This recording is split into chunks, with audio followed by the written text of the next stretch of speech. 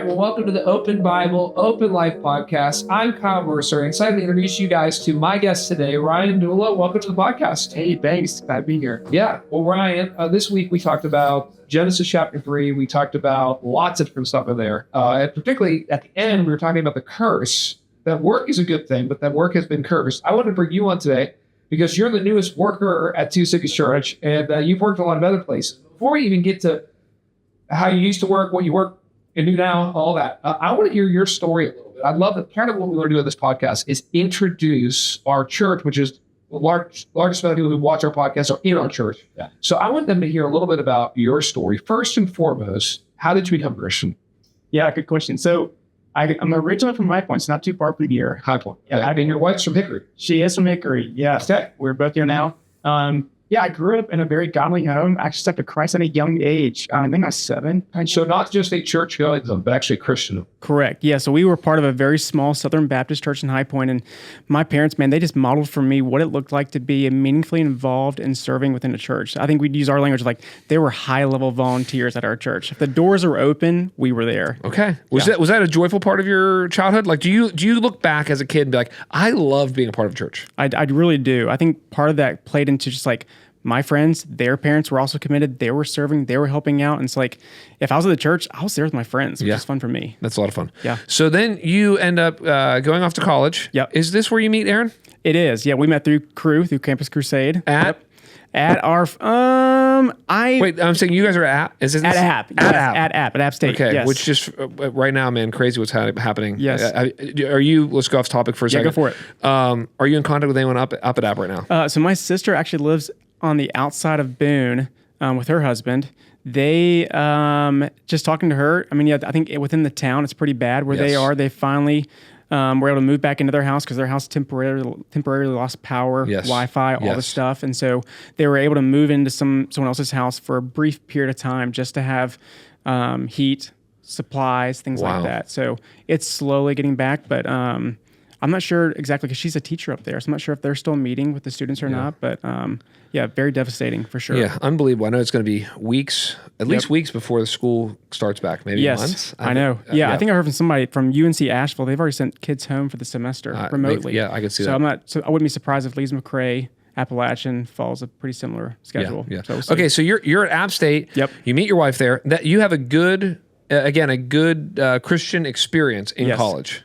I did. Yeah. So the benefit from just like growing up in a Christian community, Christian home, not only did I have that, but I also went to a private Christian school from 2nd to 12th grade. So I was just really meaningfully saturated with Christian community. So when I went through high school, it probably wasn't until my senior year that I had an opportunity to go on a short-term missions trip, which of course changed my life. Loved it. How old were you again? I was 12th grade. So I was 17, 18. Okay. Yeah. And so that was really like the catalytic moment for me of like owning my faith. So again, I had my parents, I had godly teachers who were surrounding me, pouring into me. But this was my opportunity. Like, all right, this is my turn to take hold of it and go with it. And so once I graduated from high school, I stepped into college immediately, already knowing people who were Christians, a part of crew, leading Bible studies that I could be meaningfully involved with. Yeah.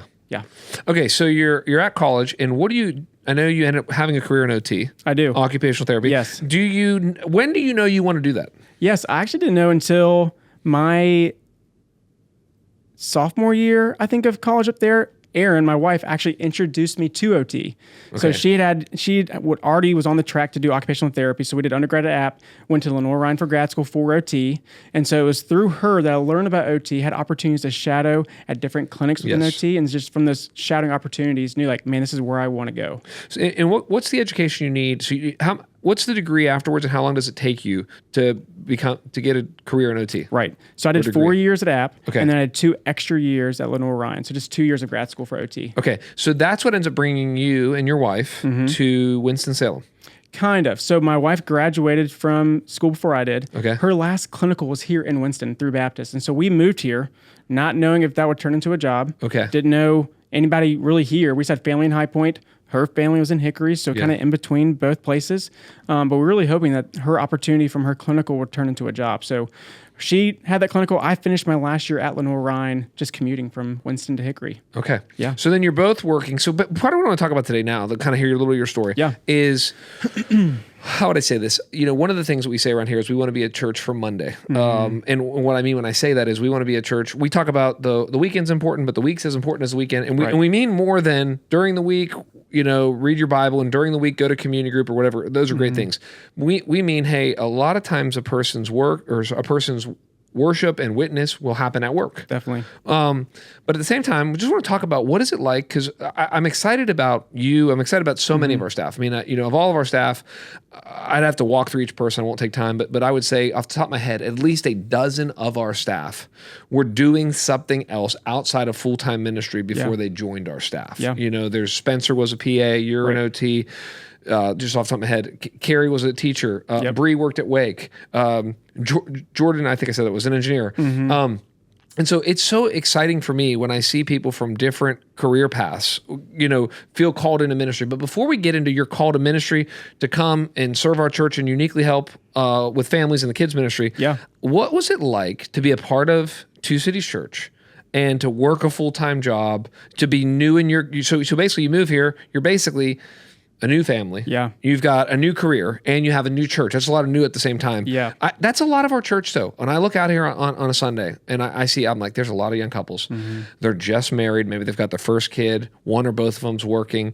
We're a high commitment culture church. We're asking them to be all in with their time, talent, treasure, to be on mission where they live, learn, work, and play. We're asking them to prioritize the Sunday gathering, to get in a community group, to be on a serving team. I bring you in not just because you're now on our staff, but because before you were on our staff, like everybody who is now on our staff, you were a model.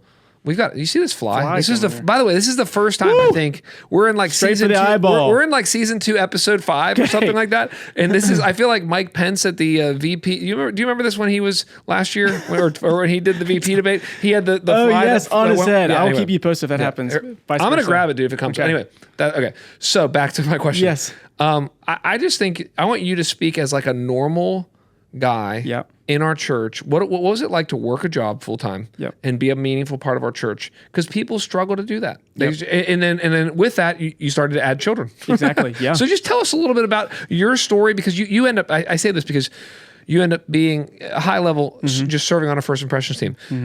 You're deeply invested. Were you leading a community group?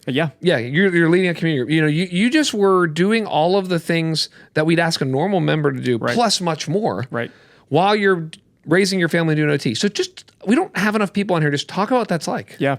Yeah, it was a lot. I mean, I think transitioning to Winston, it was great because we were part of the Northwest Boulevard campus when we first came here. So you did not get here when we were at Golar. We were not. Yeah, we came at the end of 2018. And so we had just transitioned. And it's crazy how it all worked out. I think definitely Father filtered of us being a part of Two Cities when we were, because I mean, just the opportunities that came about once we joined, once we connected with, Pastor Caleb and getting involved in community group, it all kind of just filtered from there. But, it can be a lot for sure, especially with where we are now as a church. And so I would tell people, it's like, if you come just for the weekend experience, as great as that is, you really are only getting about half of what you could get out of it, really seriously. And so when we look back on our lives and our experience with the church, it's like, man, what helped us navigate life, navigate the different seasons, what came up, what helped us navigate work and the situations that were around those came from our community group. And so we immediately got plugged into the Martin Community Group, as you know. Just one of the most famous community groups in the history of our church. Yes, I think everybody in some way has gone through the Martin Geary family. Yep. I'm trying to think if there's another couple or two in there early on, but there was a lot of you that were young. A lot of leaders that come out of it. And a lot of you right before you had your kids. Exactly. It kind of like, hey, we're young couples, we're newly married, we're all going to be starting our families. Right. And that was beautiful. Yep. We're figuring out careers, who's working, who's not working, how that's, definitely. So I would just say that group was very pivotal for us in terms of just like growing individually in our own faith, having boldness to like carry what we're learning over on the weekend into our workplace, into our day-to-day life, but also to just growing as a family. And so again, going back to just like, it's great to be involved in the weekend services, what's going on, the excitement of it, but man, the ways you apply it, the ways you learn it and grow in it come from just your involvement of being in a community group. Yeah. Yeah. Okay. So talk to me about your job. So because we want to talk about this week, I didn't talk about this a ton, but just as like from the text and now getting into your life, we talked about just that work is a good thing. So work is given to us pre-fall. It's part of, I said marriage is a creation ordinance. Work is a creation ordinance. God's a worker. We work because we're made in his image. At the same time, God says to Adam, basically different versions of the ground will work against you, Right. and by thorns and thistles, and I talked a lot about how when you're working, you work under the curse. We live in a cursed world, Yep. and therefore everything's harder than it should be. Yep. You were in occupational therapy. I know you loved it. Obviously, that's why you went into it. You learned it. Talk to me about just the ups and downs of just working the career you had in occupational therapy. What did you love about it? What was hard about it? Yep. Yeah, I think to frame that question a little bit, some thoughts I had, I think stepping into OT, especially the more we got involved in 2 cities and whatnot, I think part of my vision behind what I did as an occupational therapist came from like, man, how can I be meaningfully impactful to the patients I'm treating? How can I link that bridge of felt needs, of providing therapy, helping them get back to where they want to be, and bridging that with the forever needs of like, man, Yes. providing the hope, help in the Yes. gospel of Jesus Yes, Christ. to them. yes. And so I think looking back on my time as an OT, it was great. I again loved what I did. I loved learning. I loved the rapport and just the complexity of it. Because when people came to you, a lot of times I saw them post-op, so they had some kind of surgery that needed a repairing of a broken bone or some kind of injury, and I helped them get back to doing the things they wanted to do on a daily basis, which was neat. But it's funny too because I actually sat at a table kind of pretty close to where you and I are. And so being at a space like this, it just allows for conversations that sometimes you don't expect to have happen. Yes. And it wasn't uncommon for me to be treating a patient and for them to bring up some kind of suffering or circumstance they're going through that's outside of what I'm already treating them for. I had multiple people who were sharing with me, man, the loss of a grown child, the addictions they were in, the suicidal thoughts they were having because of the stuff they were going through with this recovery. Yes. Where I had one patient in particular who just shared with me them still processing the suicide of one of their parents. It's just like, as a normal person, it's like, man, how am I supposed to respond to this? I just felt the weight of it, but also the conviction of like, as a Christian, I feel like I need to respond. Yeah. And I wasn't the only one getting this. I think it's very common in the medical field to be presented with these kind of situations, and I'd look around. I had a couple other therapists that I worked close with, and they weren't believers, and they'd be presented with the same kind of responses and situations, and it was definitely more of a cultural response, like, oh, and especially here in the South, like, oh, bless your heart, I'm so sorry, sweetie, or like, man, that sucks, that's terrible, and I would hear that, and I could relate to that, but like, I felt like I needed to do something more for them. Like I had to provide some kind of hope. It wasn't just like just hearing them out. That's a space. There's a space for just listening, but you could just tell they were wanting someone to speak into their life. Yes. For your job, were you doing a job in which you end up going? Is that how? I'm going to show my ignorance here. But with OT, are you going to a lot of people's houses? No, is that what you're doing? Yes. So I was strictly just outpatient therapy. So seeing a lot of orthopedic injuries, but there are different settings within OT you can do, but I was mostly just outpatient. Okay. Yeah, so people come to me. Now, this is interesting. So just recently, I was speaking to a group of business leaders at this organization in our city, kind of keep it ambiguous for now, but they invited me in for like a lunch and learn Christian thing, Christians in the workplace idea. So again, it was kind of, I made fun of myself. I'm like, guys, listen, I may not be the best person to talk about how to be a Christian at the workplace because all of my staff or all of our employees are Christians. Like there's not a ton of evangelism happening at our workplace because hopefully we're working at church, everyone's Christian. We were talking about some of the ways to think about work as a Christian. So when you're at work, and I'd love to, if you have any other thoughts on this, because you mentioned, by the way, you had other people who were OT professionals that you were like, oh, they're not believers and I'm going to work in and around them. You have patients, and I'm sure there's other elements that you'd bump into. I was talking about, I haven't thought about this at great length, but I was talking about, there's kind of like 2 different extremes when I think about Christians in the workplace.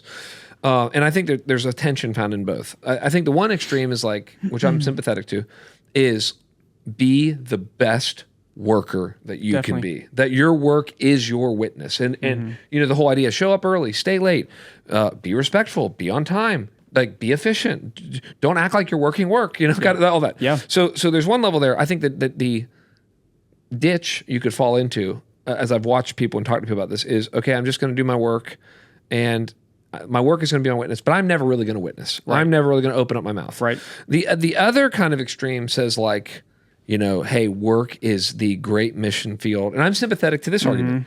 And it says something like, man, if you're working 40, 50 hours a week, you may spend more time with these people than you spend with your family. Right. And therefore, you need to be looking for the open door, Right. the opportunity. But at the same time, we can't just view work as the mission field because that's certainly not how our employer's viewing it, who's Right. paying us and all. So how do you think of the intent, those tensions? And maybe I'm not mentioning any, or maybe I'm forgetting some, or like how do you be a great worker and a great Christian? How did that work itself out over the last several years as you were trying to do it? Yeah, that was probably one of the most challenging parts that I dealt with. I was very grateful for my manager. She was a believer, so I knew that from the get-go, like, hey, if anything were to come up from a patient or a parent, if it'd be a child I'm treating, I knew in some ways I had some support from her just being a believer herself. That's So good. that was helpful to know, like, all right, from a management side, she's kind of on my team in a sense, I think too, a lot of it came just from discernment of the Holy Spirit. Like a situation would come up. I love it. And immediately I'm like praying in my head, Lord, please guide this conversation. Please guide my response. And because it's hard too, because sometimes it's like, are these people just wanting to be listened to, or are they actually wanting help from me? Are they just sharing something to share something? So I think for me, my goal as I was serving and working as a Christian is like, man, I want to be definitely distinct and different in how I'm treating compared to my coworkers. There were multiple coworkers, again, who weren't believers, who didn't grow up going to the church even, but yet, I mean, they were the nicest people you'd meet, and especially if you were to get treated by them, they'd love you, value you. And so to me, it's like, man, that was just challenging. Like, what am I doing differently? How can you identify me as a Christian versus this guy who's not a Christian based off just how I'm treating? If it was just strictly based off words and treatment, And so that's where I use the avenue of like, man, I'm inserting the gospel into this person's unique situation. We say a lot at church, and we've heard before of like taking risks to bring Christ to every relationship. Yes. And that was my goal of like, man, entering into where they are in their suffering, in their circumstance, and again, trying to provide some kind of hope or healing to them. Yes. Yeah. One of the things when I was talking to this group is I said, I think you need to get to the place where you're willing to take a reasonable risk. Yes. We're not asking someone to do something completely foolish, but it's like, okay, like you said, this might be an open door. I'm making up a situation. Someone's hurting at my work. Yep. I've built a relationship. I'm respected at work. Maybe I'll take the risk to ask to pray for her. Yeah. Or whatever, or him, and just, Right. and there's I don't know that the gospel, like we said before, I don't know that the gospel goes forward without a risk. Yes. But you got to go, okay, based on everything else in this situation, I want to take a reasonable risk to bring Christ to this relationship. Yeah. And a lot of times that did look like me praying for my patients. Initially, I love that. I worked in a very open space. Like my other two therapists that were in our corner were 5 feet from me. And so if I was praying for them, they heard me praying, and so even just with that, like there was fear and anxiety behind me taking that step. But man, I cannot tell you the amount of times people responded with gratitude, with emotion, crying, just like very appreciative that I would take the time. Like it wasn't just a person I was treating, a hand, elbow, shoulder, whatever it might be, and just looking at that. But it was like, I see you as a person, I see you as a soul, and just taking that time to pray for them. Awesome. Well, the reason I want to have you on today is a couple of reasons. One, I want to talk about work and what you used to do, and now I want to talk about what you do, which is work with us as the associate pastor of Family Ministries. Yeah. And but I want to talk about. I obviously know the story, but I'd love you just to share with everybody the story of because I wonder if people wonder this. Those who care about our church, how do we find these people? How do we get people to come on our staff? And I would say we're open to hiring from outside of our organization. But I mean, every leader that I've ever talked to basically says if you have a great culture, if you don't have a great culture, go hire people from outside of your church. But if you have a great culture, there is nothing more powerful you could do than hire people internally. Yeah. In fact, I had a leader tell me that if you hire, their experience was if you hire somebody internally, it works out 90 to 95% of the time. Wow. So just like then watch this. If you hire somebody one relationship away, so we've done that occasionally. Hey, like I don't know this guy, but this gal or this guy knows this guy. Yeah. It works out about 75% of the time. Man. So it's like, okay, well, there's enough relationship and there's that mediation. If you do any other way, it's 50-50. So as a general rule, if you're like, well, he applied for the job or she applied for the job and she lives in Missouri and she's going to fly out to see if it's a fit. It's like, from what we can see, it works out 50% of the time. So I say all that to say, we love it when people like you and the others I've mentioned come on internally. But let's just talk about that story for a second. So you were not looking to work for our church. Not at all. At all. You weren't even at the moment serving directly in the kids ministry. Of course, you had kids in the kids ministry. Yes. Talk to us about what does this look like? You're in our church, and this is maybe if we kind of drop this into our series, this happens at the beginning, well, right before we're about to multiply in our multiply initiative. But really, it was kind of a call for you, at least from our perspective, to, hey, multiply your influence in our church by giving yourself fully to it. That was from our side. But talk about how you experienced it. Yeah, I think the foundation of, before I came on staff, I think the foundation of just my mentality heading into like being a meaningful member of the church came from my parents, and just seeing them growing up in childhood, just like, man, if there was an event going on, or if there was something that was needed, I mean, they were just like, we will be there, you know? And so I think that created that mentality of just like, man, just being all in again, like we talked about here at this church. And so I think that laid that foundation for me of just, again, committing to a church, being meaningfully a part of it. But like you mentioned too, I think just with what I had seen happened in the church with Spencer coming over, people who were leaving their careers. You had seen some other models before you. Of course, Spencer being a good friend of yours. Yes. To be honest, I didn't even know that was a possibility. I thought you really did have to go to seminary to be a part of a church. And so when Spencer made that transition, there's actually not many of us on this staff with seminary degrees. Right. That's right. Yeah, and so that was just like, to me, I was like, wow, that's very attractive. I didn't know that was a possibility. And so at that point, when he had transitioned on staff, I was already leading my community group at the time.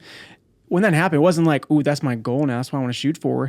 But it was just like, it was an avenue that I was like, man, I love that because I just saw God calling Spencer to the ministry, you know, and that was just in the back of my mind. Like, all right, that's on my radar. Like, could I one day see myself in Spencer's shoes, like working full staff for a church? Yeah. But I think my mentality heading into just serving the church, roles and responsibilities that were placed in front of me, it was just like whatever was in front of me. So for me, it was like, man, first thing, community group leader. It's like, I just want to be faithful to that. Yes. God's placed that in front of me. I want to steward that. He's entrusted me with it. So I want to give all my energy towards that. Yes. And then just like be there in the moment. And it wasn't like I was looking for the next role after a community group leader. What does that lead to next? It's just like, I was faithful to that. And then you guys would approach me like, hey, here's another opportunity. Yes. Would you like to do this? Yeah, well, one thing we haven't mentioned is that you were, before you even came on our staff, and this will be confusing for maybe some listeners who don't understand our ecclesiology or our polity or organizational structure, but you were already a lay elder in our church, right, which is the highest office a lay person can hold in our church. You had gone through an extensive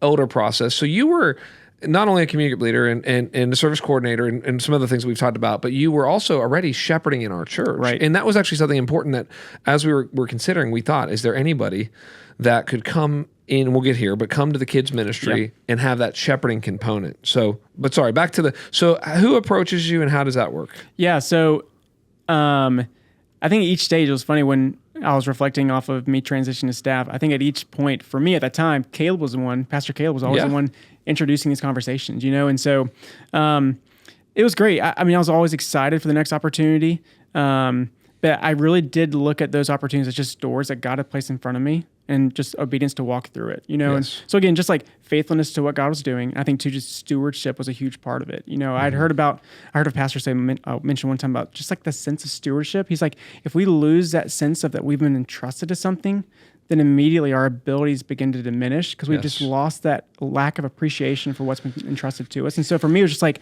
man, I'm leading a group. Like these are people who are, in a sense, relying on me to just like steward them to help them grow in their own relationship with Christ. And there's some responsibility behind it. And so I think after that, just through other opportunities from being a service coordinator, like you mentioned, and from being a community group coach, just like my mentality going into those, just like, man, how can I best serve and what can I do to most meaningfully impact those around me? Yes. So when you get approached for this job, tell me about that, how you and Aaron process it. Yes. What are you feeling? Because again, I think about you, I think about others who not only are you in a career, you are in a career in which you got extra education to be in. You know, you like you said, even when you first got here, is Aaron going to get a job here full time? I mean, you're getting established. You are established, let's say. I would love to hear that process because I do think during this multiply initiative, the goal of the multiply initiative, we couldn't hire everybody. That's not the goal. But the goal is like I do want people being maybe recalled either to what they're doing or being called to do something else, if that maybe you think of it that way.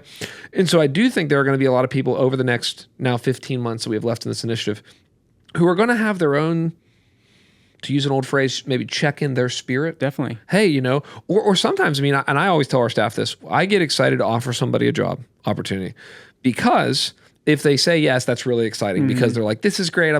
But I always tell people if they say no, not now, not me, whatever, then I'm like, man, I try to be very positive. I'm like, man, we just gave that person an opportunity to be recalled Right. to what they're doing. Right. Because it's like they just said no, and that was powerful because that means they are exactly where God wants them. Exactly. So talk about the process. Yeah. And so in a way, to your point, like having been offered a position with the church, it was kind of out of the blue, but it also wasn't to me. And what was said to you? So Caleb, does he call you? I mean, Yeah. what happens? Take me there. Where are you? Do you remember when you got the phone call? Well, so it was actually Spencer who first Spencer, okay. contacted me. I was actually We sent at Spencer work. out to test It was, the- yeah, yes, so it was no. actually so funny. I was at work. I was on my lunch break, actually. I was watching the women. This is during the Olympics. I was actually watching the women's team final, and Spencer pops up on my phone. I'm like, no, like I'm trying to figure out the results. Yeah. But the timing worked out great. I mean, he called and said, hey, I just want you to know that we will be contacting you shortly to offer you a position to work at our church. And so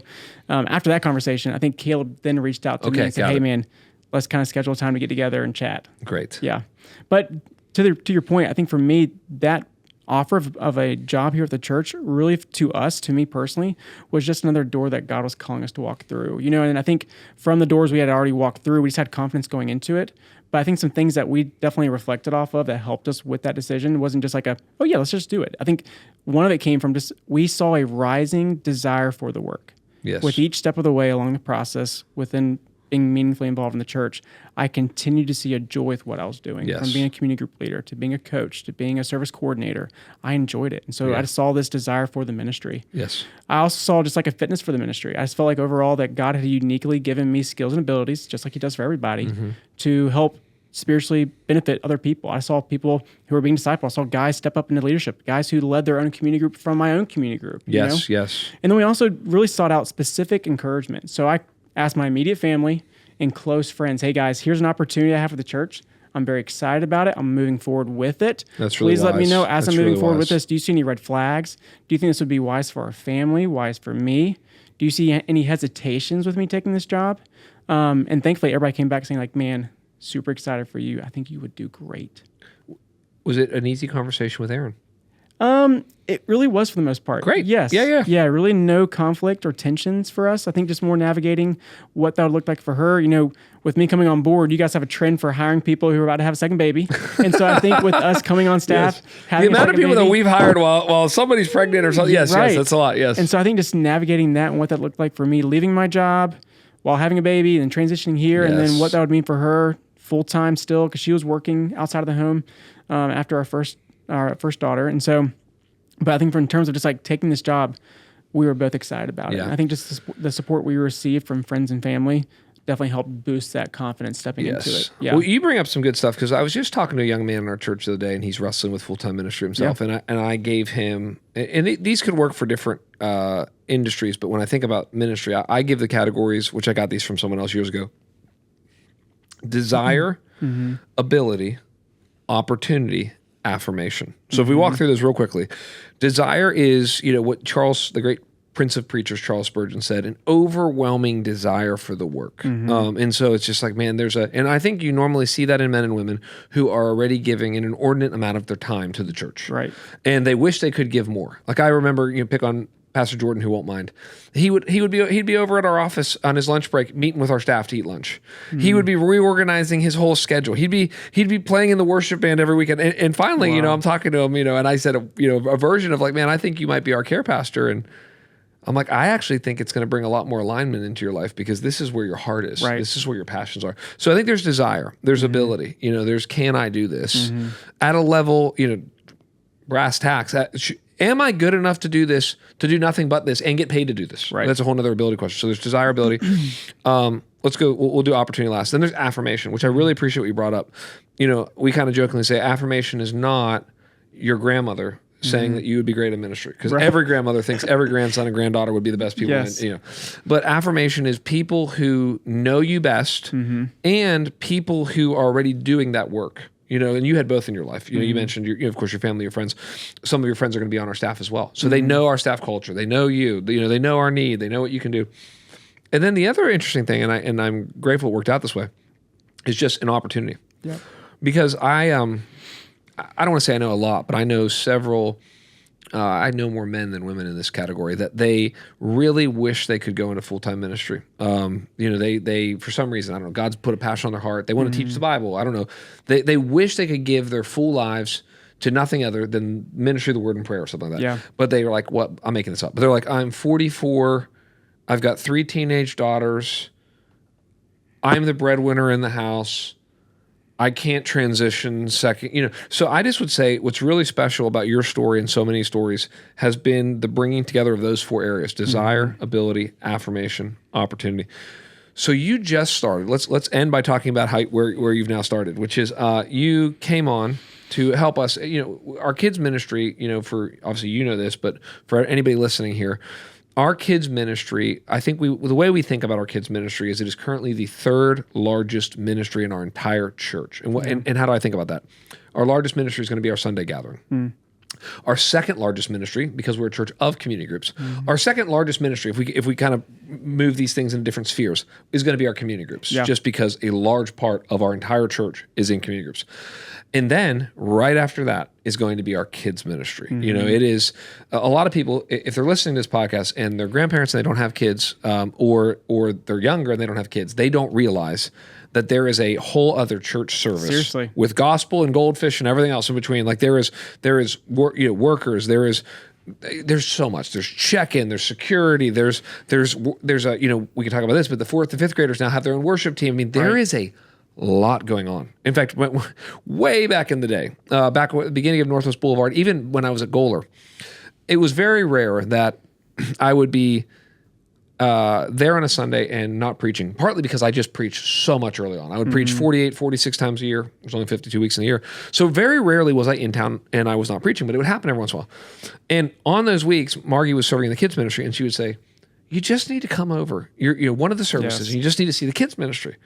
And though I was familiar with it, I'd say, okay, fine. This is my, so I'm going to attend this service, but the next service, you're right. And I'd go over there. And I mean this in a good way. Right. But I would be completely overwhelmed. Definitely. Because there's two, as my wife would say, if you've got 22-year-olds, one of them is always crying. So there's just, and I've always looked at our kids, I'm going somewhere with all this. I've always looked at our kids volunteers as some of our just varsity level volunteers. We are grateful for every volunteer in our church, but the people who throw the t-shirt on, who serve twice a month in kids, who really get no break to go to any kind of VHQ because it's just anyway, it's a lot. Right.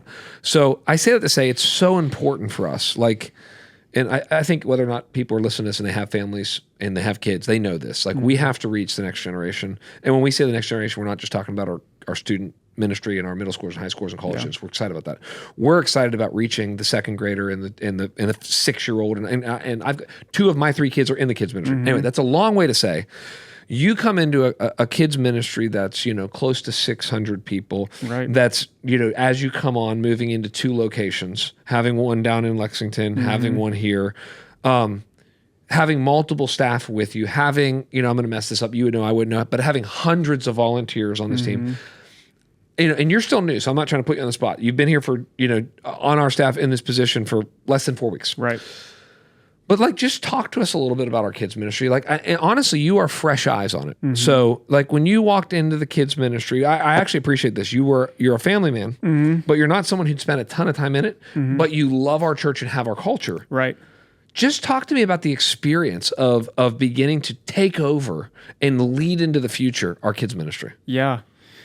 It's a machine. I mean, it really is. It is a lot. I mean, it's exciting. I mean, every part and facet of it's wow, there's just so much complexity and thought that goes behind what we're doing in the kids ministry. Yes. And I can remember when I was at my old job and talking about this new role and sharing with them just how many kids we have on a weekend service. That's more than my church. How many kids are over there? Over 500. Well, I actually think it's more than the average elementary school. If I'm correct on that. Yeah. I mean, just so many kids who come through the weekend or the weekend services.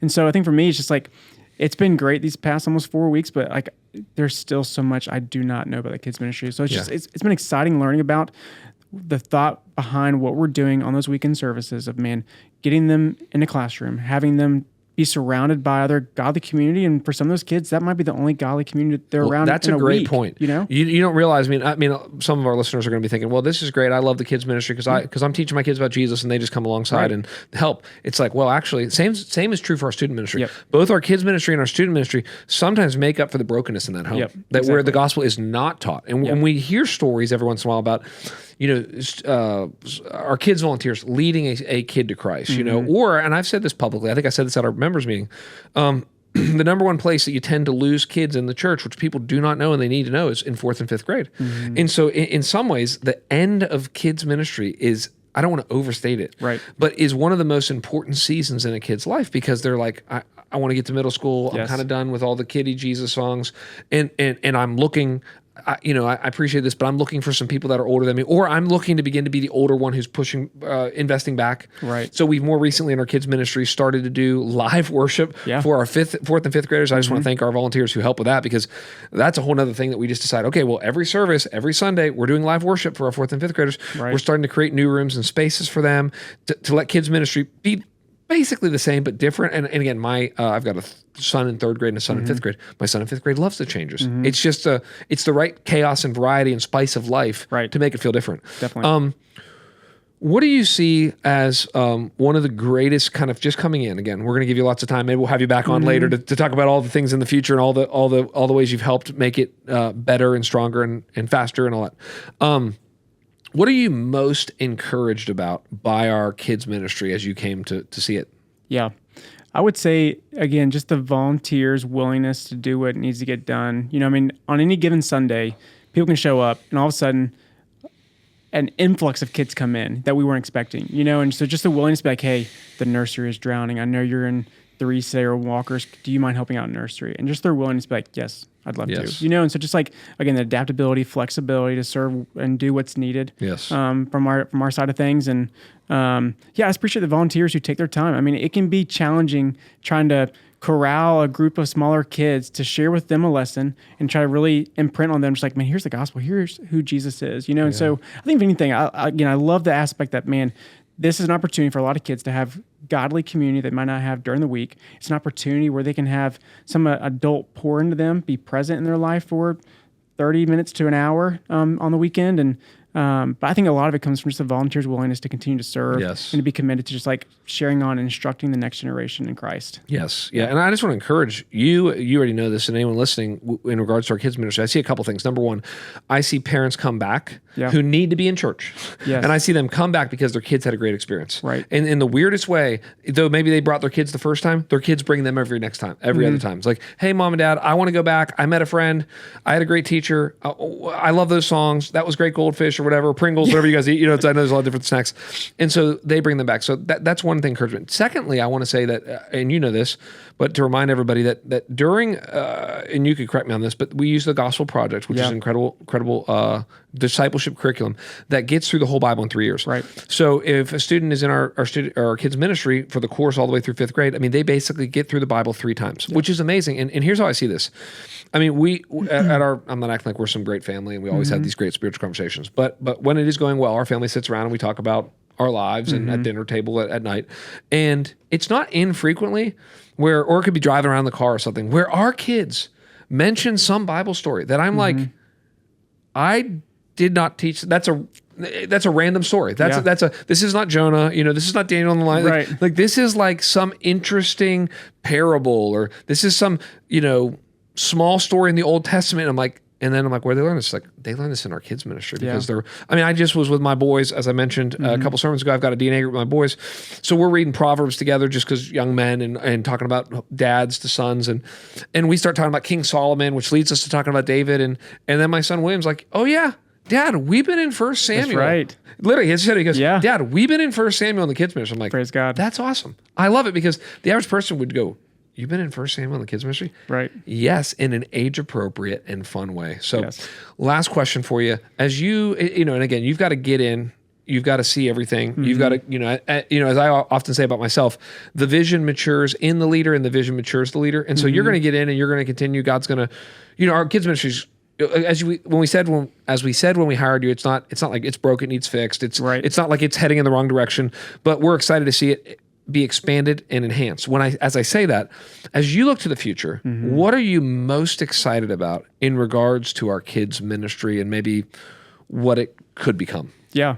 I think a lot of it comes from just like, again, from a family standpoint, helping parents again, which has always been our goal, to be the primary disciple makers of their household. And so really trying to make it more tangible, accessible, attractive for families to find intersections throughout their day, throughout their weeks, to really just have those meaningful conversations like you're having with your boys of the gospel, of stories they're hearing on Sunday. And so excited to work with the team, with Pastor Caleb, and others, just to find ways to better implement that, be more strategic with it. So yeah, I think a lot of it comes from just like, man, finding ways to persuasively share the gospel from a variety of ages, from 4th and 5th graders down to walkers. Yes. You actually, I mean, it's probably some of our best Bible teachers are in the kids ministry. Because I will tell you, man, it's one thing to teach the Bible to adults. It's another thing to teach it to middle schoolers or high school. It's a whole nother thing, because you have to get the simplest version of the story without diluting the truth of that story. Right. And then you have to illustrate it. And it's all the things that a good Bible teacher does. But you have to do it if you're going to get 4-year-olds to get this story. So. And that's what I love. I mean, that's what I definitely want to encourage parents more towards. Like, man, if you have desire to be a better spiritual leader in your household, especially for the dad, the husband, or if you are wanting to better articulate the gospel, man, I encourage you, come join our kids ministry. Or as I said, if you are a single man and you are looking to find a wife, she may be serving in the kids ministry. Amen. Well, Ryan, thank you so much. Thanks for coming on the podcast in the midst of joining our staff, learning the ropes, leading the ministry. We're excited about you, your family, the future of the kids ministry and all that God has to come. If you've been following online, I want you guys to come back next week. We're going to be talking about the story of Cain and Abel, continuing our Made to Multiply series, and particularly looking at dysfunctional families and what God has to say about all of that. See you next week.